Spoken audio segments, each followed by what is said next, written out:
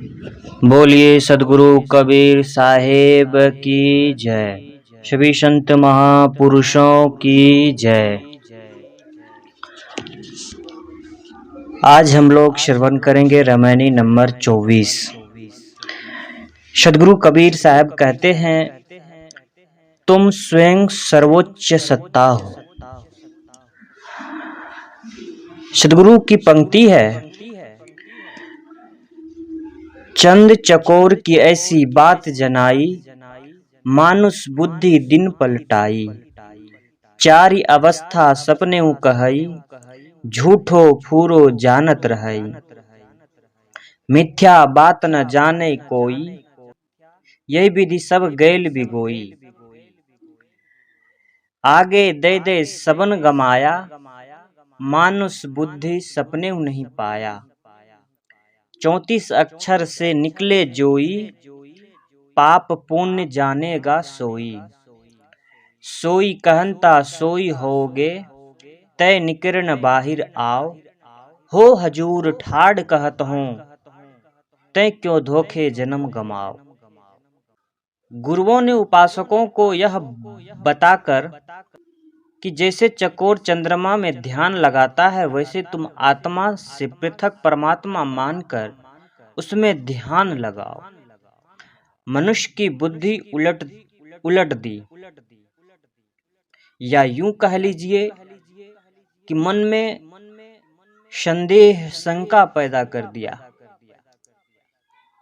एक तरफ कहते हैं कि चारों अवस्थाएं स्वप्नवत है, दूसरी तरफ असत्य को ही सत्य मानते रहते हैं। लोग झूठी बातों को झूठी करके नहीं जानते, इस प्रकार सबने अपने अपनत्व को खोया एवं खोते हैं और खोते चले आ रहे हैं। भविष्य की आशा दे देकर सबने अपने कल्याण खो दिया तथा दूसरे के पतन में सहायक हुए। इसीलिए ऐसे लोगों को स्वप्न में भी मनुष्य की बुद्धि नहीं मिली।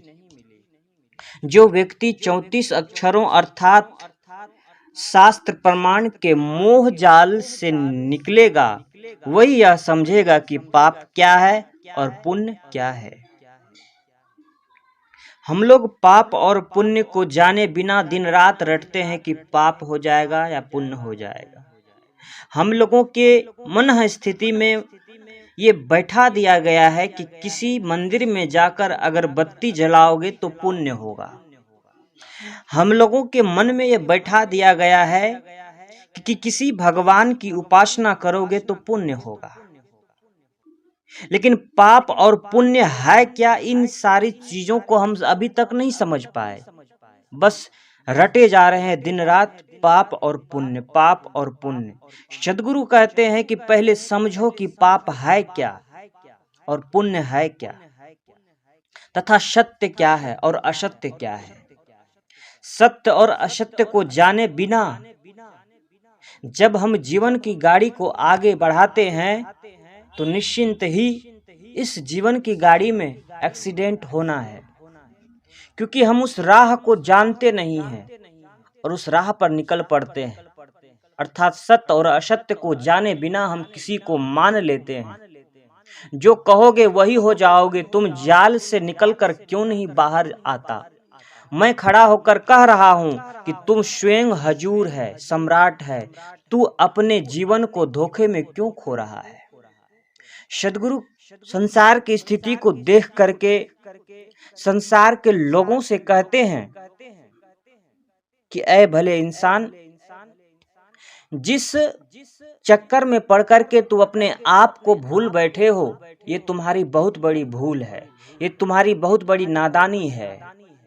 क्योंकि सद्गुरु कबीर स्पष्ट शब्दों में कहते हैं कि तुम जहां ढूंढ रहे हो वहां कुछ है नहीं। तुम पहाड़ों में ढूंढ रहे हो, पर्वतों में ढूंढ रहे हो, मंदिरों में ढूंढ रहे हो, मस्जिदों में ढूंढ रहे हो, वहां है नहीं। सद्गुरु कबीर कहते हैं तुम जिसे ढूंढ रहे हो वो तुम स्वयं हो, तुम खुद ही हजूर हो, तुम सम्राट हो। बस इसे समझने की बात है। सद्गुरु कबीर भजन में भी कहते हैं मोह को कहाँ ढूंढे रे बंदे, मैं तो तेरे पास में, मैं तो तेरे पास बंदे, मैं तो तेरे पास में। सदगुरु कबीर कहते, कहाँ ढूंढ रहे हो, कहाँ भटक रहे हो, कहाँ जा रहे हो। जहाँ जा रहे हो वहाँ कुछ मिलेगा नहीं, वहाँ कुछ है ही नहीं तो मिलेगा कहाँ। लेकिन जब तुम अपने आप में लौट कर देखोगे तो तुम स्वयं पाओगे कि मैं ही हजूर हूँ, मैं ही सम्राट हूँ, और मेरे रहते रहते ही संसार के सारे कार्य हो रहे हैं। सदगुरु कबीर इस बात पर बारंबार जोर देते हैं कि तुम अपना लक्ष्य अपने से अलग मानकर भटकोगे, भटको मत। जब ही अपने से अलग कुछ समझ बैठोगे, अपने से अलग कुछ लक्ष्य मानोगे, तभी तुम्हारे जीवन का भटकाव शुरू हो जाएगा। लेकिन भटको मत, भटकाव को छोड़कर अपने आप को समझने का प्रयास करो। इस रामायणी में कबीर साहब उन गुरुओं की आलोचना करते हैं, उन धर्म गुरुओं की आलोचना करते हैं, उन धर्म को धंधा बनाने वाले लोगों की आलोचना करते हैं जो जीव का लक्ष्य उससे अलग मानते हैं। चकोर चंद्रमा का प्रेमी होता है, वह चंद्रमा को एकटक देखता है, वह उसी में ध्यान लगाता है। जो गुरुजन अपना लक्ष्य अपने से अलग मानते हैं और कहते हैं कि आत्मा से अलग परमात्मा है, वे अपने श्रोताओं एवं जिज्ञासुओं भक्तों को यही बताते हैं कि तुम उस परमात्मा में ध्यान लगाओ। फिर वे मन से परमात्मा का एक रूप गढ़ते हैं, 4 हाथों वाला, 8 हाथों वाला, 1000 हाथों वाला, मुरली वाला, धनुष वाला, ज्योति वाला, नाद रूप, शब्द रूप या स्वतंत्र व्याप्त रूप, किसी प्रकार की मानसिक अवधारणा बनाते हैं और उसी का ध्यान करते हैं। सदगुरु कहते हैं कि ऐसा करने से तुम अपने आप को बहुत बड़ा धार्मिक मान लेते हो, लेकिन यही धार्मिक मान लेना तुम्हारी बहुत बड़ी भूल हो जाती है। जो दिन रात तो आप अगरबत्ती पूजा करते हो, लेकिन उसका परिणाम आपके जीवन में कुछ नहीं मिलता है। सदगुरु वास्तविक परमात्मा से मिलने की बात करते हैं, वास्तविक सदगुरु से मिलने की बात करते हैं। सदगुरु कहते हैं, मानुष बुद्धि दिन पलटाई। गुरुओं ने लोगों की मनुष्य बुद्धि, मननशीलता, विचार एवं विवेक बुद्धि को पलटकर उन्हें न सोचने की स्थिति में ला दिया। आए दिन देखा जाता है, जब लोगों को परेशानी आती है जीवन में, वो सब जगह से हार थक जाता है, तब किसी संत के पास या कह लीजिए यूं कि किसी झाड़ फूक के पास पहुंचता है और कहता है कि बाबा हमें बचा लीजिए, क्योंकि उसके मन में ये बैठ गया है कि अब तो कोई धर्म के गुरु ही हमें बचा सकते हैं। क्यों? क्योंकि अगर ऐसा नहीं करेगा उनके दिमाग में तो उसकी दुकान नहीं चलेगी। लेकिन सदगुरु ऐसे महान संत जो सभी संप्रदायों को लेकर के सभी भक्तों को सही ज्ञान देने का काम किया, और उन्होंने सच्चा ज्ञान देते हुए कहते हैं कि ऐसे धर्म गुरुओं के चक्कर में ना पड़ो जो सिर्फ अपना पेट पालता हो, जो अपना सिर्फ दुकान चलाता हो। वास्तविक ज्ञान को पहचानो, तभी परमात्मा से प्रेम, तभी परमात्मा से भेंट हो सकती है। अन्यथा जिंदगी भर भटकते रह जाओगे, जिंदगी भर किसी के पीछे भागते रह जाओगे, परमात्मा से भेंट नहीं हो सकती है। पशु प्राय स्वयं विचार काम नहीं कर सकता, वह दूसरों द्वारा हांका जा कर काम करता है। इसी प्रकार गुरुओं ने मनुष्य को पशु बना दिया।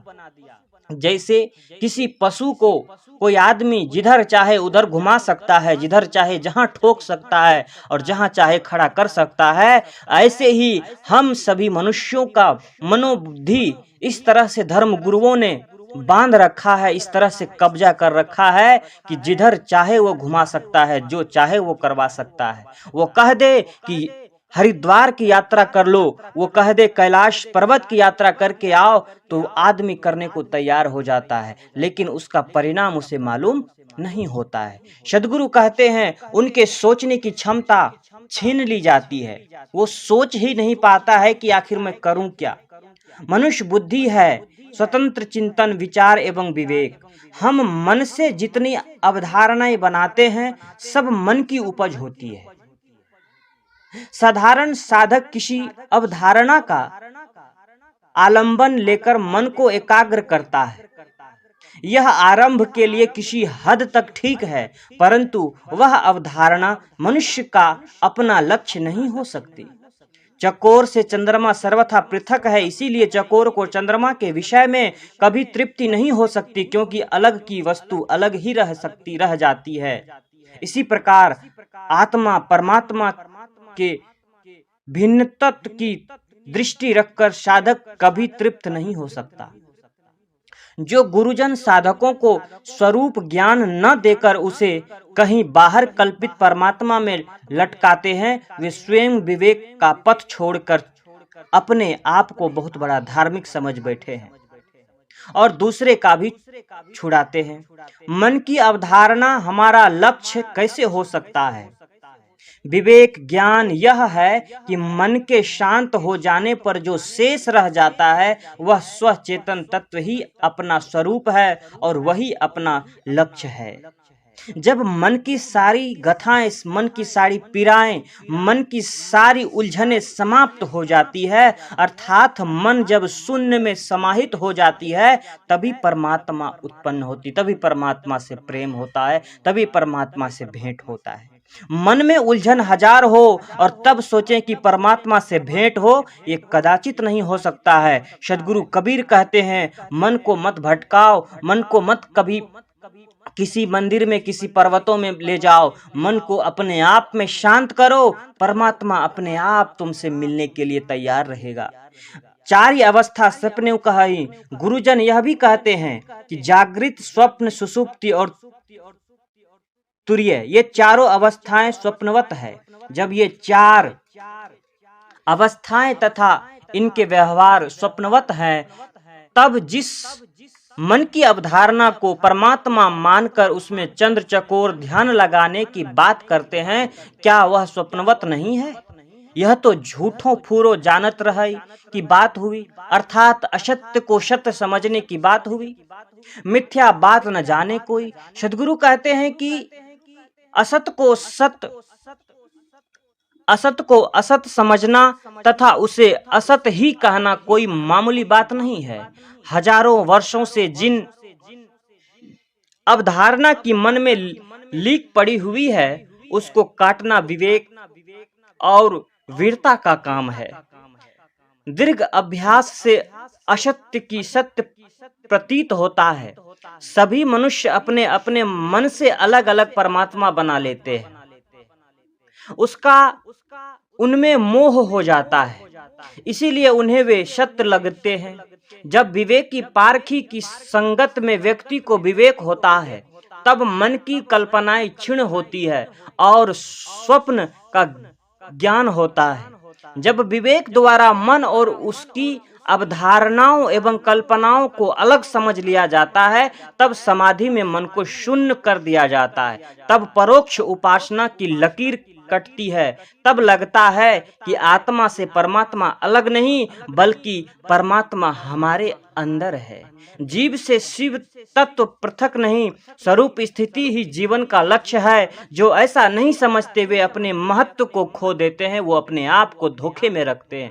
आगे दे दे सबन गमाया। सद्गुरु कहते हैं, आगे दे दे सबन गमाया। आगे परमात्मा या मोक्ष मिलेगा। लोगों को ऐसी आशा दे देकर गुरुओं ने उन्हें सांत्वना दी, किंतु इस आशा में लोग अपने दांव को हार चले। आगे की आशा में पड़े हुए वक्ता श्रोता दोनों धोखे में है। ये दोनों मानवीय वृत्ति एवं बुद्धि एवं विचार विवेक से दूर है।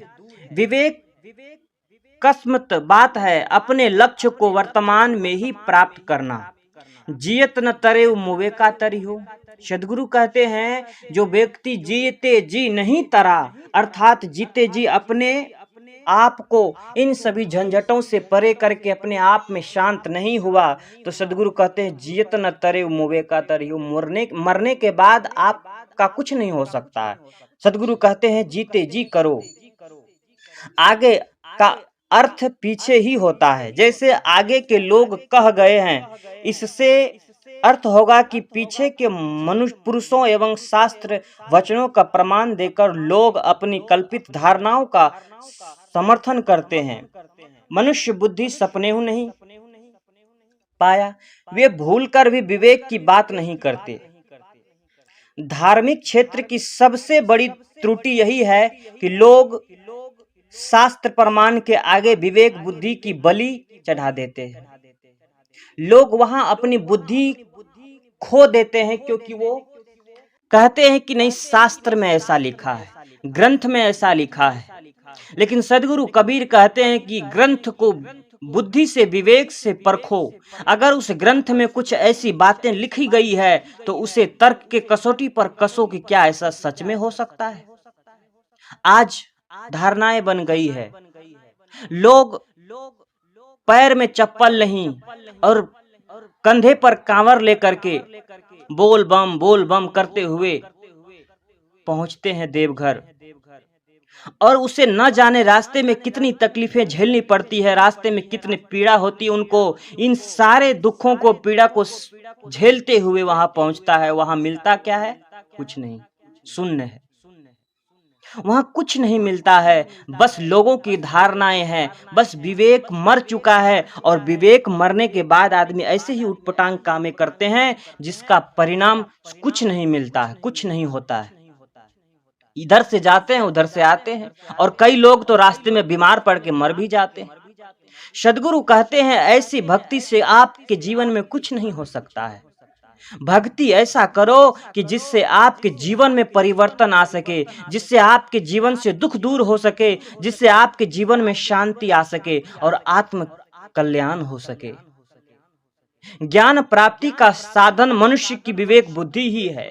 विवेक केवल शास्त्र प्रमाण की दोहाई देना निष्पक्ष जिज्ञासु को संतोष नहीं दे सकता। इसीलिए सद्गुरु कहते हैं कि 34 अक्षर से निकले जोई, पाप पुण्य जानेगा सोई। देवनागरी लिपि में क से छ तक 34 अक्षर होते हैं। यहाँ 34 अक्षर से मतलब है वाणी जाल एवं शास्त्र प्रमाण का अंधाधुन जाल। जो इससे निकलेगा वही समझ सकेगा कि पाप क्या है। मैंने पहले ही कहा था कि आदमी पाप और पुण्य को जाने बिना पाप पुण्य दिन भर रटता है। लेकिन सद्गुरु कहते हैं 34 अक्षर का जो ये वाक्य जाल, वाणी जाल है, शास्त्र प्रमाण का जाल है, अंधाधुन लोग मान रहे हैं, लेकिन जो इससे निकलेगा वही समझ सकेगा कि पाप और पुण्य क्या है तथा असत्य और सत्य क्या है। प्रत्यक्ष है कि शास्त्र प्रमाण के जोर से अनेक संप्रदाय वाले यज्ञ, बलि, कुर्बानी आदि नाम से जीव हत्या को पुण्य कहते हैं। आप लोग आंखों देखे होंगे कलकत्ते की काली माई, जिसके आगे लोग न जाने हजारों के हजारे जान गंवा दे रहे हैं, बलि का बकरा बना दे रहे हैं और अपने आप को बहुत बड़ा धार्मिक समझ लेता है। क्या ऐसा संभव है? कोई भी भगवान अर्थात महान आत्मा जो भगवान की उपाधि पर हो, वो किसी भी जीव की हत्या चाहेगा? कभी नहीं चाहेगा, क्योंकि जीव हत्या करना किसी भगवान का काम नहीं बल्कि किसी दुष्ट का काम है। और जो हमारे लिए भगवान हो, जो हमारे लिए देवी हो, देवता हो, वो कभी नहीं चाहेगा कि किसी भी जीव का बलि हो, क्योंकि उनकी दृष्टि तो सब पर होती है। उनके नजर में सब जीव उनके वंश हैं, उनके पुत्र हैं, उनके बच्चे हैं, और कोई भी माता पिता अपने बच्चों को कुर्बानी नहीं देता। सद्गुरु कबीर कहते हैं कि लोग अपने अनुसार इन सभी कल्पनाओं, इन सभी कुर्बानियों को, बलियों को अपने मन से मान लिया। जीव हत्या हो या कुछ और हो, वो अपने आप से मान लिया है कि ये पुण्य है। यहाँ तक देखा जाता है कि मंदिरों में शराब चढ़ाया जाता है, गांजा चढ़ाया जाता है। शिव जी को कहते हैं, शिव जी गांजा पीते थे तो गांजा चढ़ाते हैं भक्त लोग। बल्कि वो लोग गांजा पीने के लिए गांजा चढ़ा देते हैं, बल्कि भगवान का भी गांजा नहीं पीते। एक साधारण से मनुष्य अगर गांव में कोई नशेड़ी हो जाए, गंजेड़ी हो जाए, शराबी हो जाए, तो हम लोग उनको हे दृष्टि से देखने लग जाते हैं, अरे इनका तो कोई अस्तित्व ही नहीं है, ये तो गंजेड़ी है, शराबी है। लेकिन आप गौर कीजिए बात पर कि अगर भगवान ही गंजेड़ी शराबी हो जाए तो क्या हम लोग उस पर विश्वास करें? क्या हम लोग उनकी पूजा करें? कोई शराबी को आज तक किसी ने पूजा है? किसी जुआरी को आज तक किसी ने पूजा है? तो भला भगवान कैसे गांजा पी करके हम लोग उनको पूज रहे हैं? सदगुरु कबीर की वाणी साक्षात हम लोगों को दर्शन करवाते हैं कि वास्तव में कि भगवान कभी गांजा नहीं पीते, भगवान कभी शराब नहीं पीते, बल्कि उनको मानने वाले लोगों ने अपने मन से ये गढ़ लिया कि अगर हम शराब नहीं पिएंगे तो ये कैसे होगा। जीव हत्या को पुण्य मानकर पुण्य करते हैं और आज भी कहते हैं कि मैं पुण्य कर रहा हूं। अरे मूर्ख इंसान, भला किसी जीव का हत्या करके तुम कैसा पुण्य कर रहे हो? इसी प्रकार केवल शास्त्र प्रमाण के नाम पर असत्य धारणाएं सत्य का जामा पहनकर खड़ी की जाती है। शास्त्र प्रमाण के बल पर ही जाति पर वर्ण आदि का खंडन फैलाकर मानव के बीच भेदभाव की भीति खड़ी कर दी गई। 34 अक्षर से निकले जोई, पाप पुण्य जानेगा सोई, बहुत मार्मिक वचन है। इस पर गौर करने की बात है। शास्त्र प्रमाण का मोह छोड़े बिना कोई सत्य ज्ञान नहीं पा सकता है। यहाँ तो लोग जाति में बटा हुआ है, ऊंच नीच में बटा हुआ है, छुआछूत में बटा हुआ है। सदगुरु कबीर कहते हैं ये सब बेकार की बातें हैं, क्योंकि सभी का जन्म एक ही रास्ते से हुआ है, सभी का जन्म एक ही प्रकार हुआ है और सभी का पालन पोषण माँ के रूप में ही हुआ है। तो भला ये छुआछूत और जात पात क्या होती है? यहाँ के लोगों ने अपने अनुसार से छुआछूत को मान लिया, जाति वर्ण को मान लिया और अलग अलग वर्गों में बांट दिया। सदगुरु को कबीर कहते हैं सोई कहनता सोई होगे, अर्थात जैसा कहोगे वैसा हो जाओगे। चोरी की चर्चा करते करते आदमी चोर बनता है, पर स्त्री की चर्चा करते करते व्यभिचारी बनता है। राग की बात करते करते चर्चा करते करते रागी एवं वैराग की चर्चा करते करते आदमी वैरागी बनता है। जिस बात को आप चर्चा करते रहोगे वैसा ही बन जाओगे, क्योंकि संगत का असर पड़ता है, चर्चाएं का असर पड़ता है। क्योंकि चर्चा मन की उपज होती है, बात पहले मन में आती है, तब चर्चा फिर क्रिया होती है। किसी विषय में बारंबार बात करने से मन में उसका अभ्यास जमता है और फिर शरीर करने के लिए तैयार होता है। यह मनुष्य की विशेषता है, जो वह वर्णात्मक वाणी बोलता है और सुनकर समझता है। वाणी का मन पर बहुत बड़ा प्रभाव पड़ता है। यदि आदमी बार बार यही कहता और सोचता रहे कि मैं तुच्छ हूँ, तो वह निश्चिंत ही अपने आप को तुच्छ मानकर और कमर पकड़कर बैठ जाएगा। यदि आदमी शास्त्रों के प्रमाण के चक्कर में पड़कर बारंबार अपने आप को अल्पज्ञ, अंश, प्रतिबिंब, तुच्छ आदि ही कहता रहा और अपना पूर्णतव तत्व बाहर खोजता रहा, तो निश्चिंत ही उसका पतन है, निश्चिंत ही उनका गमन है। इसीलिए सदगुरु कबीर कहते हैं कि ते निकरिन बाहिर आओ, तू प्रतिगामी विचारों एवं शास्त्र प्रमाणों के दलदल से निकलकर बाहर आओ। हो हजूर ठाड़ कहत हो, यह आत्मज्ञान और आत्मविश्वास का सर्वाधिक जोरदार वचन है। सदगुरु कहते हैं मैं खड़ा होकर कह रहा हूँ कि तुम स्वयं हजूर हो, तुम स्वयं सम्राट हो, तुम स्वयं परमात्मा हो। हजूर अरबी भाषा का शब्द है। यह बड़ों के लिए संबोधन में कहा जाता है। मनुष्य की चेतना से बड़ा तो कुछ भी नहीं। यह जीव, यह आत्मा चेतन होने से सर्वोच्च सत्ता है। सदगुरु कहते हैं कि हे चेतन देव, तू अपनी सर्वोच्चता को समझ, तुम अपनी सर्वोच्चता को समझ। तू किसी चंद्रमा का चकोर मत बन। सर्वाधिक प्रकाश और शीतल तेरे पास ही है। चैतन्य ही तेरा अपना सहज स्वरूप है और अपनी स्वरूप स्थिति में रहना सर्वाधिक सहज साधना एवं तथ्य है। इससे परे तुम्हारे जीवन में कुछ भी नहीं है। जो व्यक्ति संसार में भटकता है, संसार में ढूंढता है परमात्मा को, उसके हाथ में कुछ नहीं मिलता। और जो खुद में लौट करके अपने आप में स्थित हो जाता है और वही परमात्मा को प्राप्त होता है, वही परमात्मा से भेंट करता है और उसी का जीवन कल्याणमय होता है।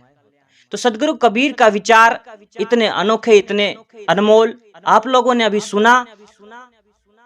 आप लोगों के मन में जो भी सवाल, जो भी आप लोगों के मन में प्रश्न उठता होगा, आप लोग जरूर कमेंट बॉक्स में पूछिए। और अभी तक आप लोगों ने इस चैनल को सब्सक्राइब नहीं किया तो तुरंत चैनल को सब्सक्राइब करें, ताकि सदगुरु कबीर और कई अन्य संत महापुरुषों के विचार आप लोगों को सुनने को मिलेगा। आप लोग इस चैनल से जुड़े रहें। आए दिन आप लोगों को नए नए विचारों से मैं आप लोगों को अवगत कराता रहूंगा। इन्हीं विचारों के साथ मैं अपनी बात को विराम लेता हूं। बोलिए सदगुरु कबीर साहेब की जय, सभी संत महापुरुषों की जय।